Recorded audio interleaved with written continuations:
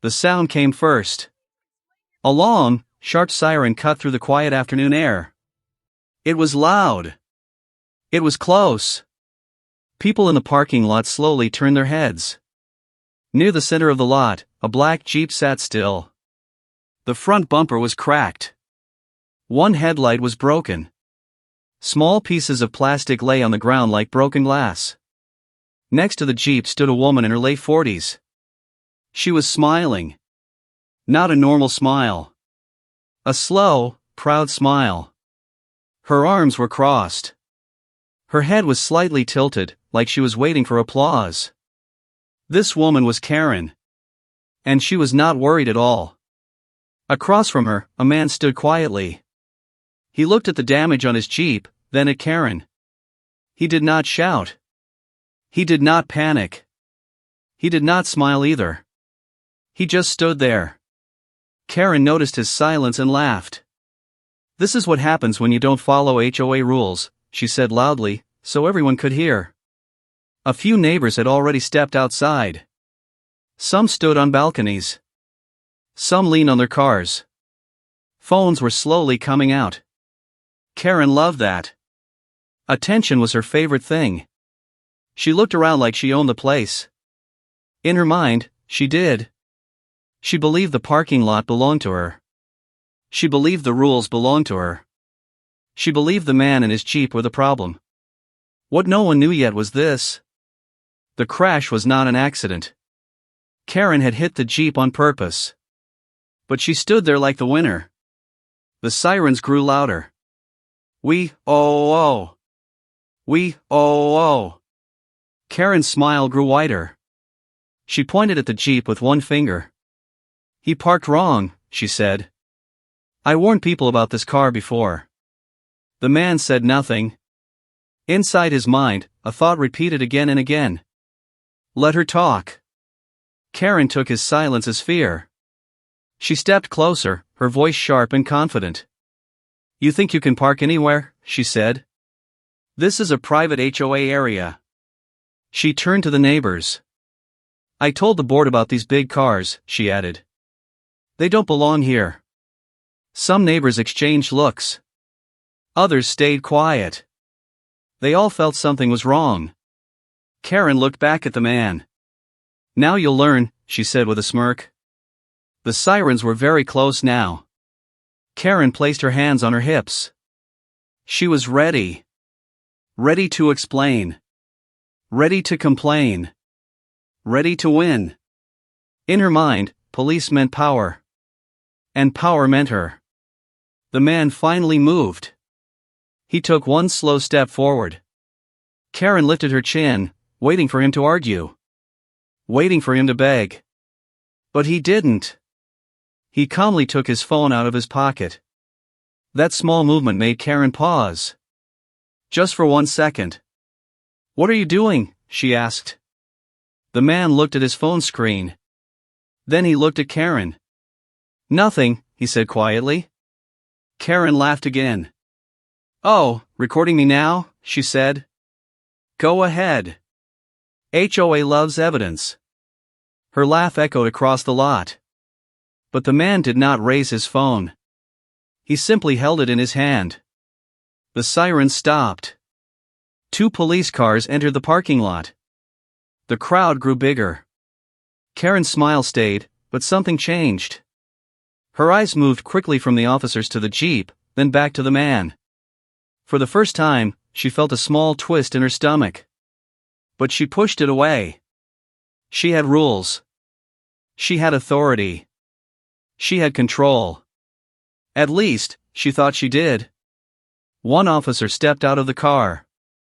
Karen walked toward him fast. "I'm so glad you're here," she said loudly. "This man violated HOA parking rules, and..." She stopped talking. The officer raised his hand. "Ma'am," he said calmly. "We'll talk in a moment." Karen blinked. That was new. The officer turned to the man. "Sir," he asked, "is this your vehicle?" "Yes," the man replied. "What happened here?" Karen opened her mouth. The man spoke first. She hit my Jeep, he said. Karen laughed sharply. That's not true, she snapped. He parked illegally. I barely touched it. The officer looked at the damage. Then he looked at Karen.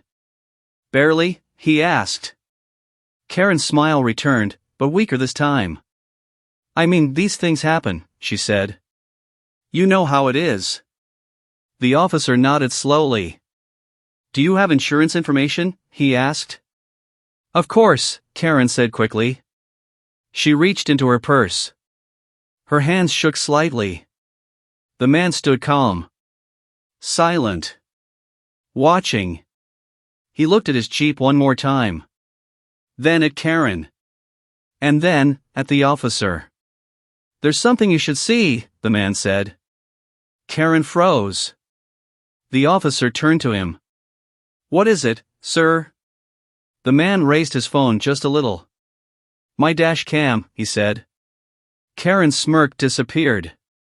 The parking lot felt suddenly very quiet. And in that silence, one thing became clear. The sirens did not come for the Jeep. They came for her.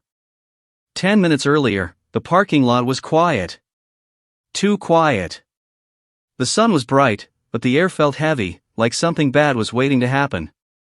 The black Jeep rolled in slowly and parked between two white lines. The driver checked the sign once, then again. Visitor parking. No time limit. No warning sign. Everything was correct. The man turned off the engine and stepped out. He locked the door and walked toward his building without looking back. That was when someone noticed him. From a second-floor balcony, Karen stood still, watching. Her eyes narrowed. She hated that Jeep. Not because it was loud. Not because it was blocking anything. She hated it because it was big. In her mind, big cars meant trouble. Big cars meant people who didn't listen. And people who didn't listen were her favorite targets. Karen leaned over the railing and crossed her arms. He's back, she muttered. This wasn't the first time she had seen that Jeep. She had complained about it before.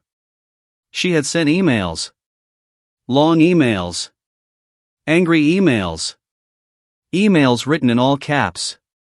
But nothing happened. The board ignored her. That made her angry. Karen believed rules only worked when she enforced them. She pulled out her phone and opened the HOA group chat. Her fingers moved fast.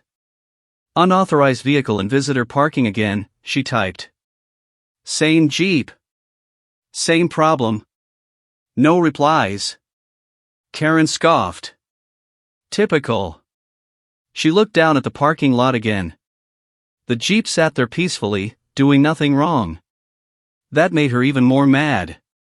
She turned and went inside her apartment. Minutes passed. Karen paced across her living room. She looked at the clock. Then at the window. Then at the clock again. In her head, she replayed past arguments. Past complaints. Past moments where people didn't listen to her. Her jaw tightened. This ends today, she said to herself. Karen grabbed her car keys. Down in the garage, her small silver sedan waited. She opened the door and sat inside. For a moment, she didn't start the engine. She just stared forward. The Jeep was still there. Still quiet. Still parked. Still legal. Karen started the car. The engine hummed softly as she pulled out of her spot. She drove slowly toward the parking lot, her eyes locked on the Jeep. No one was watching. Or so she thought. She stopped her car a few feet away. Karen placed one hand on the steering wheel. The other hand tapped the dashboard. She looked around again. No people. No cameras. No problems. A smile slowly formed on her face. They'll believe me, she whispered. She put the car in reverse. Very slowly. Her eyes never left the Jeep. The moment felt long. Quiet. Heavy. Then. She pressed the gas. Crash. The sound echoed across the parking lot. Metal hit metal. Plastic snapped. Karen's car jerked forward. She stopped. For a second, she sat there, heart pounding. Then she laughed. She stepped out of the car and looked at the damage. The Jeep's bumper was cracked. Her own car had only a small scratch. Karen shook her head like she was disappointed. "Shouldn't park there," she said out loud. She glanced around. A door opened somewhere. A curtain moved. People were starting to notice. Good. Karen straightened her shirt and lifted her chin. She was ready to tell her story. The story where she was right. The story where she was the victim. The story where rules mattered more than truth. She crossed her arms and waited. In the distance, a siren began to sound. Karen smiled. She believed this was her moment.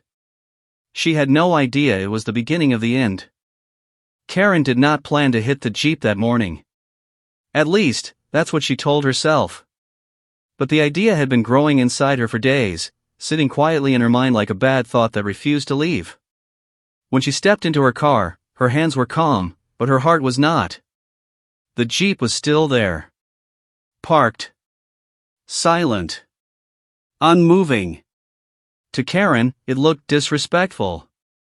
She drove toward it slowly, her tires rolling like they were thinking too. She stopped just a short distance away and turned the engine off. For a moment, the world felt frozen. No voices. No movement. Only the soft ticking sound of the engine cooling down. Karen looked at the Jeep again. "No one will care," she whispered. She convinced herself it was a lesson, not a crime. She restarted the engine. Her foot hovered over the pedal. She hesitated.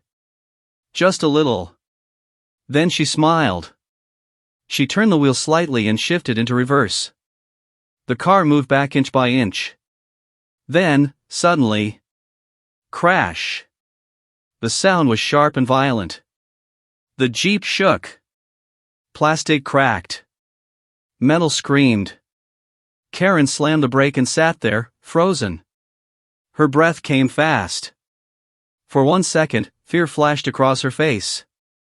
Then it disappeared. She stepped out of the car and looked at the damage. The Jeep's front was broken. Her car barely showed a mark. Karen let out a small laugh. "That's what happens," she said. She wasn't angry anymore. She felt powerful. She looked around and noticed a neighbor staring from a window. Another door opened. Good. Karen wanted an audience. She crossed her arms and stood tall beside her car. She practiced her face in her mind, confused, upset, innocent. Footsteps approached. The Jeep owner was coming. He stopped when he saw the damage. His eyes moved slowly across the broken bumper. Then to Karen. He didn't shout. He didn't panic. That surprised her. Karen broke the silence. "You can't park like that," she said sharply. "This is an HOA area." The man looked at her calmly. "I was parked legally," he replied. Karen laughed. "Of course you were," she said. "People like you always say that." She stepped closer, pointing at the Jeep. "You think rules don't apply to you because of that big car?" The man said nothing. That silence made Karen uncomfortable. She raised her voice. "You hit my car too, you know," she lied. "You should be thankful I'm not calling the police." That was a mistake. The man pulled out his phone. Karen's eyes followed it. "What's that?" she asked. "Just my phone," he said. Karen smiled again, but it was tighter now. "Recording me?" she said. "Go ahead. HOA will love this." She turned away from him and waved toward the building. "I've complained about this Jeep before," she shouted. "Nobody listens." More neighbors gathered. Karen felt in control again.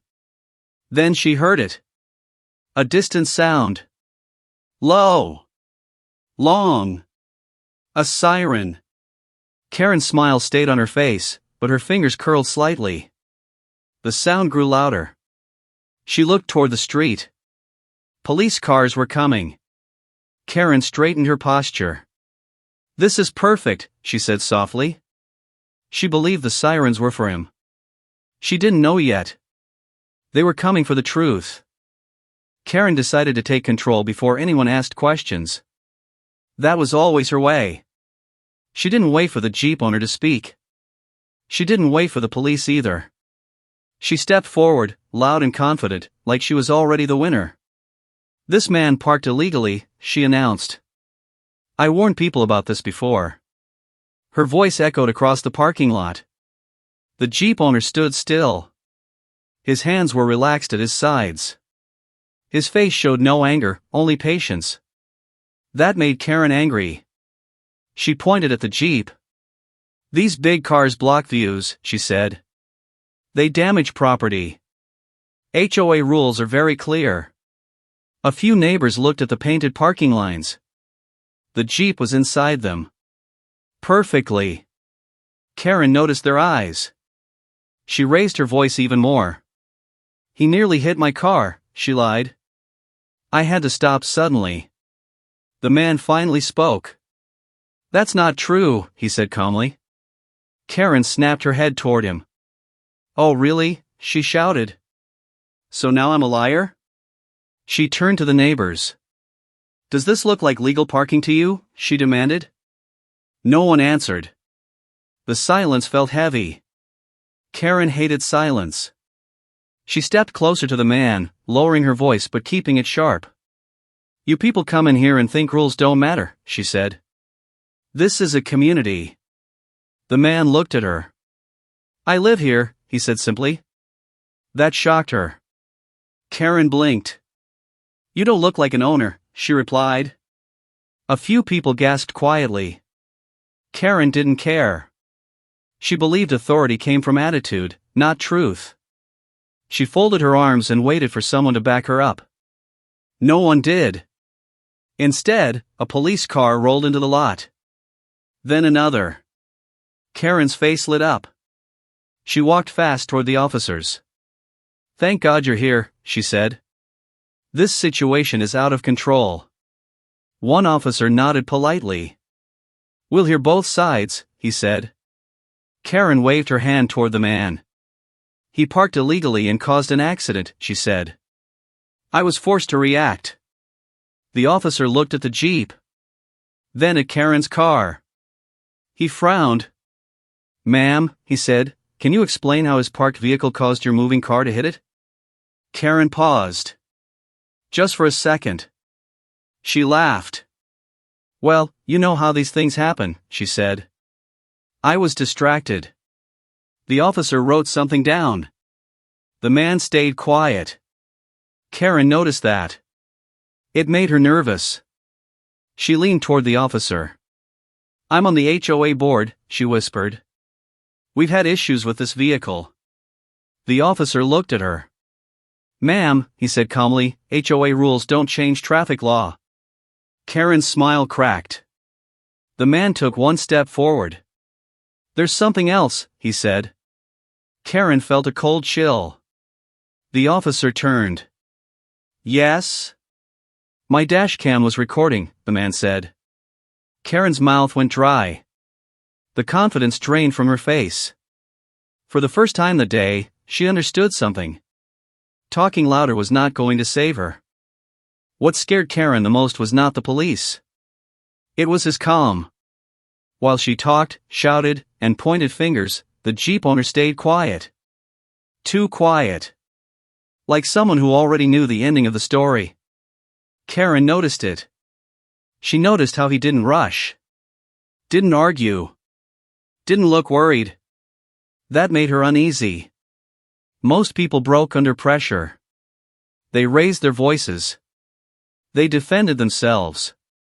This man did none of that. He simply waited. Karen filled the silence again. "This could have been avoided," she said loudly. "If people followed the rules." The officer listened but did not react. Karen kept going. I've lived here for years, she added. I know every rule. The man looked at the officer. May I speak now? He asked calmly. Karen rolled her eyes. Finally, she muttered. The officer nodded. Go ahead. The man pointed gently toward his jeep. My vehicle was parked legally, he said. I was not inside it when it was hit. Karen laughed sharply. That proves nothing, she said. The man nodded. I agree, he replied. Karen paused. She wasn't expecting that. He reached into his pocket slowly. Karen's eyes followed his hand. Her stomach tightened. The man pulled out his phone. Karen forced a smile. Oh please, she said. Another recording? He shook his head. No, he said. This is just my phone. He tapped the screen once. Then he looked up. My dash cam recorded everything, he said. The words hit Karen like cold water. For a moment, she forgot how to breathe. She laughed, but it sounded fake. Dash cam, she said. In a parked car? Yes, he replied. It records when it senses movement. The officer's expression changed. Karen noticed. That scared her more than anything else. That doesn't matter, Karen said quickly. HOA rules. The officer raised his hand. We'll review the footage, he said. Karen's confidence slipped. Just a little. She stepped back and crossed her arms tighter. That won't prove anything, she said. But her voice was softer now. The man unlocked his phone and turned the screen toward the officer. I also have timestamps, he added. Karen swallowed. The parking lot felt smaller. The neighbors leaned in closer. Someone whispered. Karen felt eyes on her from every direction. She suddenly remembered checking around before hitting the jeep.